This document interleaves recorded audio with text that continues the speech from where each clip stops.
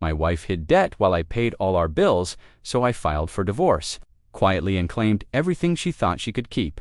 I'm a 32-year-old guy, and I thought I had the perfect life with my wife Jenna. From the outside, it looked like we had everything: a cozy apartment in the city, weekend trips to little getaways, and a routine that somehow balanced romance and responsibility. I worked long hours at my job, meticulous with every paycheck, making sure rent, utilities, and bills were covered without a hitch. I prided myself on planning, saving, and protecting our future. It wasn't just about money, it was about trust, about showing love in tangible ways. Every receipt I kept, every spreadsheet I updated, was my way of quietly saying, "I've got a." Jenna was charming, effortlessly so.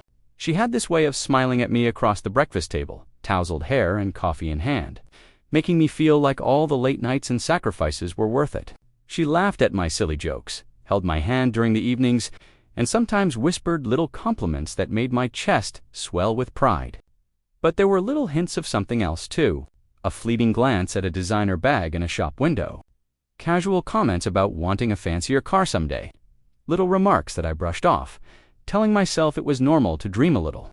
We're young, ambitious, we deserve nice things someday. I'd reason our early marriage dynamic felt natural. I handled the rent, the bills, groceries, everything. She cooked when she could, planned our small trips, and sometimes offered to pitch in, but I insisted it wasn't necessary. I loved seeing her happy, even if it meant tightening my own budget. I thought that was part of building a life together, a foundation of trust and love.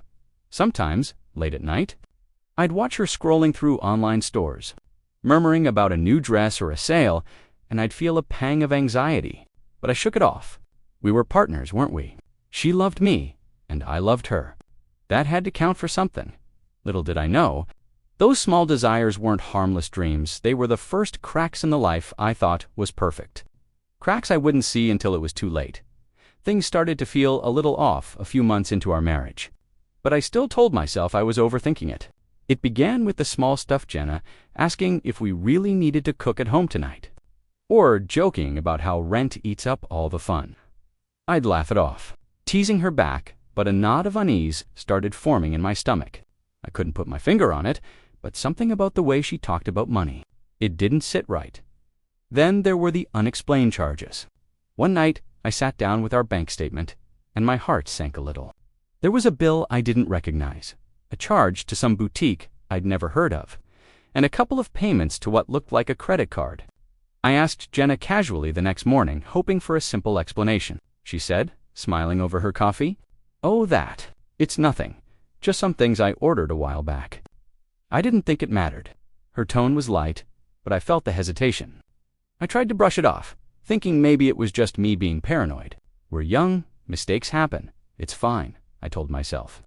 I didn't want to be that controlling husband, the one who hounded his wife over a few extra purchases. I loved her too much to make a scene, but little moments kept piling up. Late-night phone calls she'd taken private, the quick glances when I asked who was messaging, casual comments about splurging a little because I deserve it, and each time I asked, she'd smile, downplay it, or laugh it off. "Don't worry so much," she'd say, twirling her hair, and I wanted to believe her. I wanted to believe that trust and love would carry us through. Still, I couldn't shake the feeling that there was more beneath the surface, something she wasn't telling me, and somewhere deep down, a tiny voice whispered that our perfect life might not be as perfect as I thought. It wasn't long before the unease turned into worry. One evening, I stayed late at the office, trying to finish a report, and I noticed a notification pop up on my phone, a reminder for a payment I didn't recognize. My chest tightened. I opened the banking app and froze. There it was, a series of charges, dozens of them, some small, some large, spread across multiple accounts I didn't even know existed. I scrolled through, trying to rationalize it, but the numbers weren't adding up. That night, I confronted Jenna gently, trying to keep my voice calm. "Hey, can we talk about some of these charges? I'm not sure I understand them." She looked startled, almost offended. "What do you mean?" "I told you, it's nothing. Just bills, some purchases. It's fine." Her casual shrug should have been reassuring, but it wasn't. My gut twisted with every word she spoke. The way she avoided eye contact, the slight tremble in her fingers as she stirred her tea at all, screamed that something was being hidden.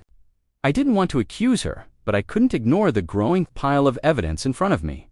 The next few days were a blur of sleepless nights and obsessive checking. I went through our statements, receipts, and emails, piecing together a pattern I didn't want to believe. Hidden credit cards, unpaid installments, luxury purchases labeled as essentials. It felt like I was watching a stranger live a parallel life within my own home. And through it all, Jenna acted normally, smiling, laughing, pretending everything was fine. I remember sitting on the couch one night, staring at the wall, the soft hum of the city outside my window, and feeling a cold weight settle in my chest. I had poured everything, time, money, trust into this marriage, and now, the more I uncovered, the more I realized how fragile that foundation really was. Somewhere deep inside, I knew this was only the beginning. That what I was seeing, the hidden spending, the secret accounts, wasn't just careless, it was intentional, and I couldn't shake the thought that my perfect life might already be unraveling. I finally decided I couldn't ignore it any longer. One quiet evening, I waited until Jenna was sitting at the kitchen table, sipping her wine, scrolling through her phone. My hands were clammy, and my heart raced as I set my own cup down, trying to steady my voice. "Jenna, we need to talk," I said, keeping it calm.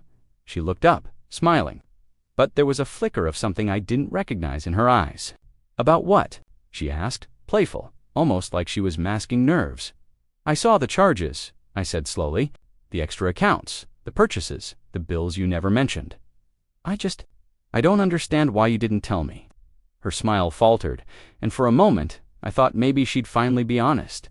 But then she leaned back, almost too casually, and laughed lightly. "Oh, come on. It's not like it's that big of a deal. Why are you making this such a thing?" I felt a jolt of anger, but I kept it in check. "It's a big deal to me. I handle everything: rent, bills, groceries. I thought we were a team. Why hide this from me?"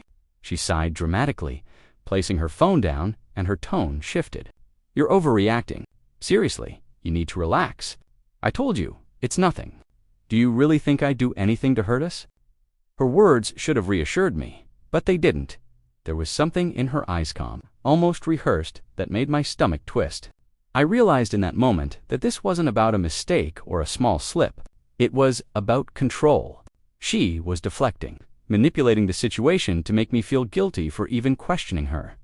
I left the kitchen that night feeling hollow, the hum of the refrigerator and the faint city lights outside mocking the sense of security I thought I had. I wanted to believe her, to chalk it up to stress or forgetfulness, but my gut told me otherwise. The cracks in our marriage were widening, and I could feel myself teetering on the edge of something I wasn't ready to confront yet, and deep down, I knew that this conversation was only the first storm, not the resolution. The next few weeks felt like walking through a haze. Every time I opened a bank statement, my chest tightened, and every casual comment Jenna made about money felt like a calculated test. I started digging deeper, quietly going through emails, receipts, and our shared accounts, trying to map out the full extent of what I was dealing with. And what I found made my stomach drop. It wasn't just a few forgotten payments or an impulsive splurge. There were multiple credit cards I didn't know existed, maxed out on expensive purchases, some even under her name alone, but tied to our joint accounts. Luxury items I'd never seen, subscriptions for things she claimed were for work, and loans I didn't even know she had taken out. Each new discovery felt like a punch to the gut, a betrayal I couldn't begin to process. I confronted her again, but this time I tried to stay neutral, almost clinical. "Jenna, these aren't small things anymore. This is serious. You've hidden so much from me." "Why?" She laughed, a little too sharp this time, brushing it off like it was a minor inconvenience. "Seriously? You're acting like I murdered someone. I just bought some things. Big deal. You're blowing it out of proportion." I remember the weight of the kitchen floor beneath me as I sank into a chair, staring at her, trying to understand how the woman I loved could lie to me with such ease. "Big deal," I repeated, my voice low, trembling. "Do you even realize how much of our life you've risked? Everything I've worked for, everything I've planned for us, you've jeopardized it." She shrugged, tilting her head as if daring me to be angry.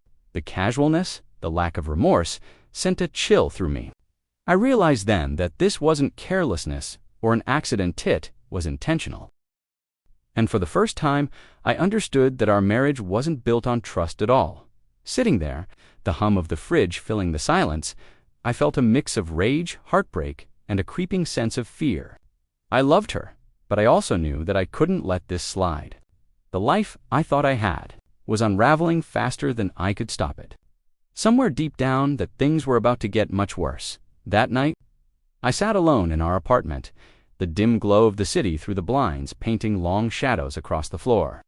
My mind raced as I stared at the pile of statements, credit reports, and receipts I'd gathered. The numbers didn't lie. Jenna had deliberately hidden debt, maxed out cards, and spent freely while I carried the weight of our life. And then it hit me. She wasn't just reckless.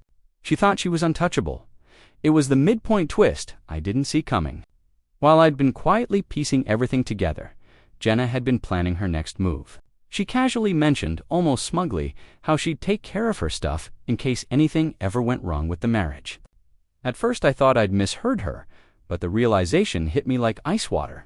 She fully intended to keep as much as she could, assuming I'd never notice or worse, never act. I felt a surge of anger and disbelief, followed by a strange sense of clarity. All those months of doubt, sleepless nights, and gut-wrenching unease weren't paranoia. She had been calculating, confident that her little secret world would remain hidden until she could claim victory. The betrayal stung, but it also sparked something darker: determination. I decided to act quietly, strategically. No shouting matches, no emotional confrontations. I needed evidence, proof, and a plan. I spent hours documenting every transaction, every hidden account, every unexplained purchase. I even traced her loans and payments, making meticulous notes. The more I uncovered, the more I realized just how much she had taken for granted, and how much control I could reclaim if I played my cards right that night. I went to bed with my heart pounding, my palms sore from flipping through papers and screenshots.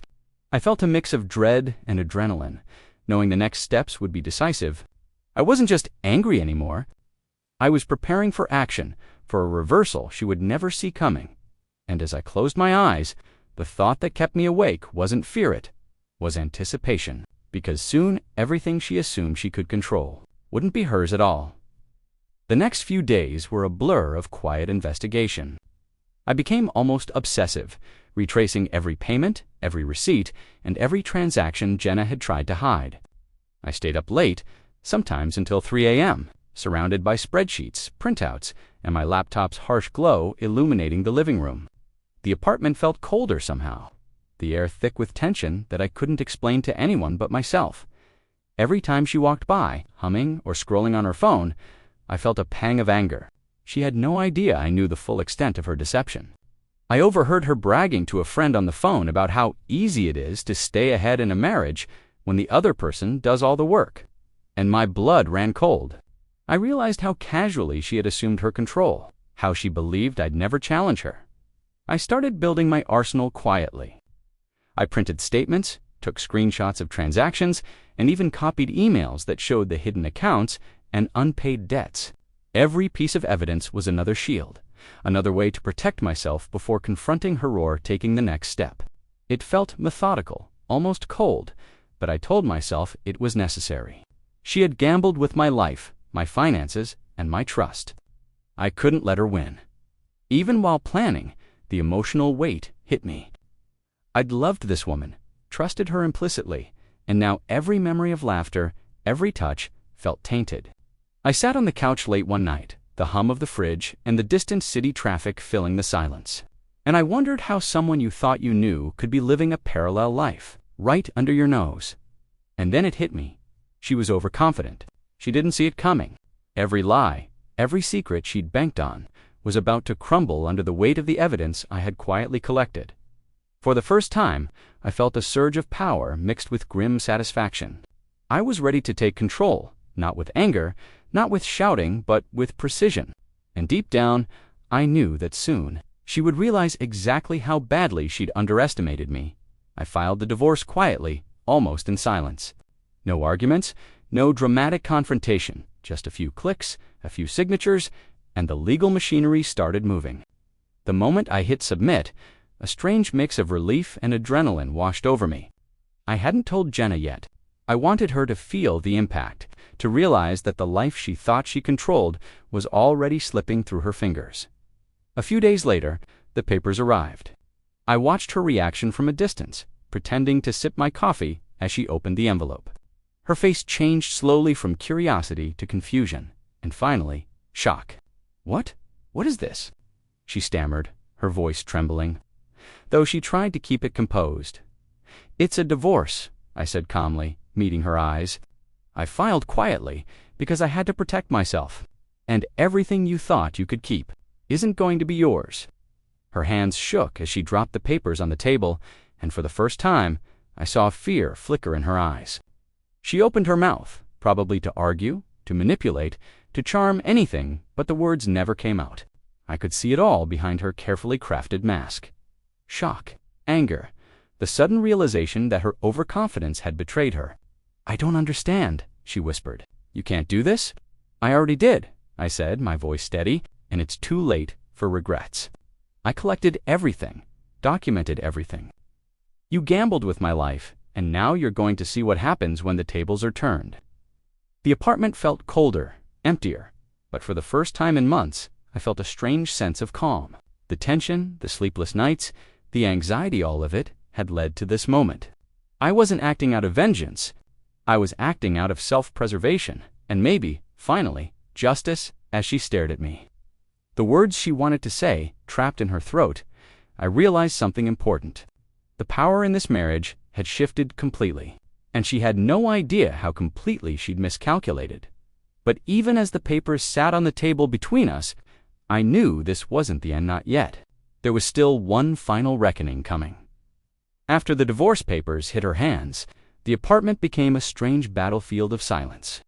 Jenna wouldn't speak to me except for the occasional muttered accusation or bitter sigh. Every room felt heavier, filled with memories of laughter and love that now seemed like someone else's life. I sat on the couch late at night, staring at the city lights through the blinds, feeling more alone than I ever had, Evan, though I knew I had done the right thing. That's when the rock-bottom moment hit me. It wasn't the anger, and it wasn't even the betrayal. It was the crushing reality that I had loved someone so completely, trusted her so fully, and still been blindsided by her deception. Every bill I'd paid, every plan I'd meticulously made, every sacrifice I'd quietly carried it, had been taken for granted, used against me, and almost destroyed me.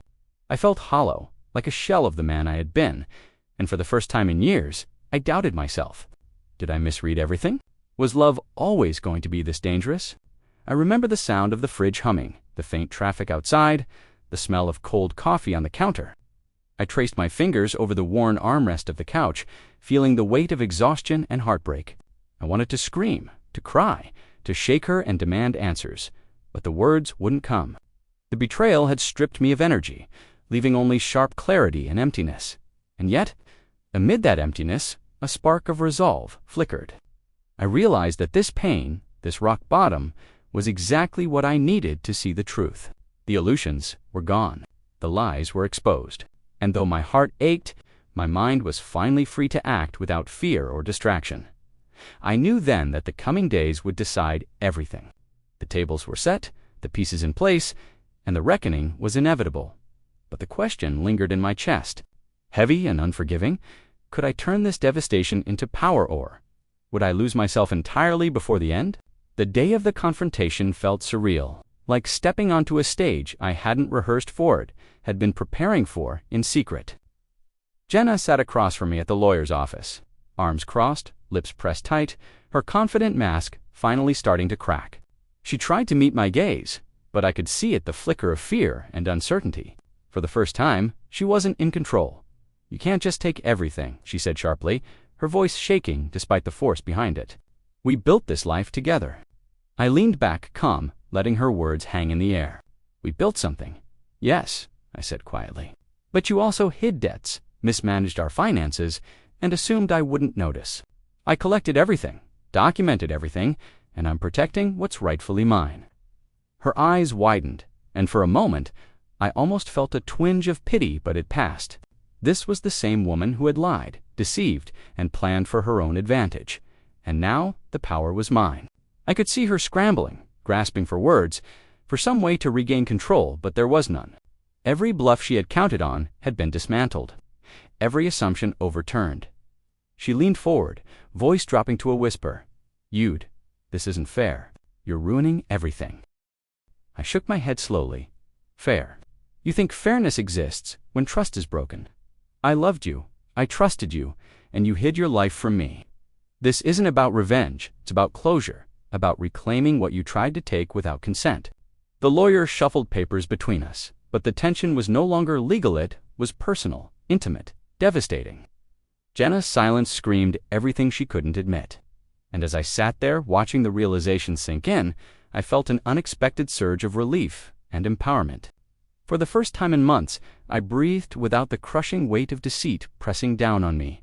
The tables had turned completely, and she finally understood that the life she assumed she could manipulate was no longer hers to claim. The final signatures hadn't yet been written. I knew the outcome was inevitable. The reckoning was complete, and this time, I was the one holding the power. After the confrontation, the apartment felt strangely empty. Jenna had retreated into silence, sulking in the corners of the rooms we had once shared. While I moved through the space with a sense of cautious relief, it was quiet, but not peaceful, not yet. There was still a weight pressing against my chest, a lingering ache from months of betrayal that didn't vanish just because the legal battle had shifted in my favor. I spent those days reflecting, walking through memories of the life I thought we'd built. I remembered our laughter in the kitchen, late-night talks about dreams and future plans, the small gestures that had once made me believe in us. And then I remembered the lies, the hidden accounts, the credit card bills, the smug little comments she thought I'd never notice. The contrast hit me like a cold wind. Love had been mixed with deception, trust tainted by manipulation. But amid the heartbreak, I felt something else, clarity. I realized I hadn't just survived her betrayal. I had grown stronger, wiser, more aware of my own worth. For the first time in months, I could see myself not as a victim, but as someone who had reclaimed control of his life. I understood boundaries, recognized manipulation, and embraced the lessons that pain had forced me to learn. One night, I caught a glimpse of her reflection in the living room mirror as she passed by. For a moment, our eyes met, and I saw the regret and frustration that had finally replaced her overconfidence. I didn't gloat, I didn't need to. The satisfaction was quiet, internal, like a heavy weight lifting off my chest. I whispered to myself as I turned away from the mirror, "I'm done being taken for granted." The words weren't just about Jenna, they were about me, about finally valuing my own trust, my own labor, my own heart. And even though the final paperwork hadn't yet sealed everything, I felt the first real sense of freedom in years. I knew the closure I craved wasn't in revenge, was in empowerment. In reclaiming the life I had almost lost, the day the divorce was finalized, I walked into the office feeling a strange calm I hadn't expected. The papers were signed, stamped, and binding. It was over, not just the legal part, but the emotional chains that had weighed me down for months.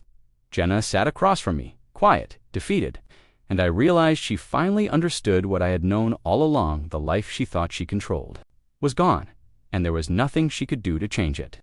I didn't gloat. There was no triumph in shouting or mocking, just a deep, steady sense of relief. I had reclaimed not only my finances, but my dignity, my trust in myself, and the life I deserved.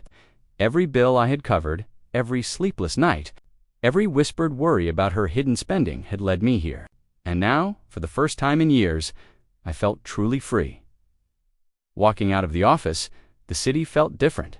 The sunlight bounced off the buildings, the air smelled crisp and clean, and the usual hum of traffic felt like a pulse in my own chest, steady, alive, mine. I thought back to every moment of betrayal, every lie, every secret purchase, and realized they hadn't broken me. They had sharpened me. I wasn't bitter. I was empowered. Later that evening, sitting on the balcony with a cup of coffee, I allowed myself a quiet smile. Jenna's debts would catch up with her eventually. The life she had tried to hoard for herself slipping from her grasp as mine flourished. But that wasn't my concern anymore. My focus was on rebuilding, on planning, on valuing my own labor, trust, and heart. I whispered to the night, almost as if confessing it to the universe. I survived. I protected what's mine, and I will never let anyone take that for granted again. In that moment, I finally understood the truth. Sometimes betrayal isn't the end of a story, it's the beginning of reclaiming yourself. And as the city lights flickered below, I knew this was my first real taste of freedom.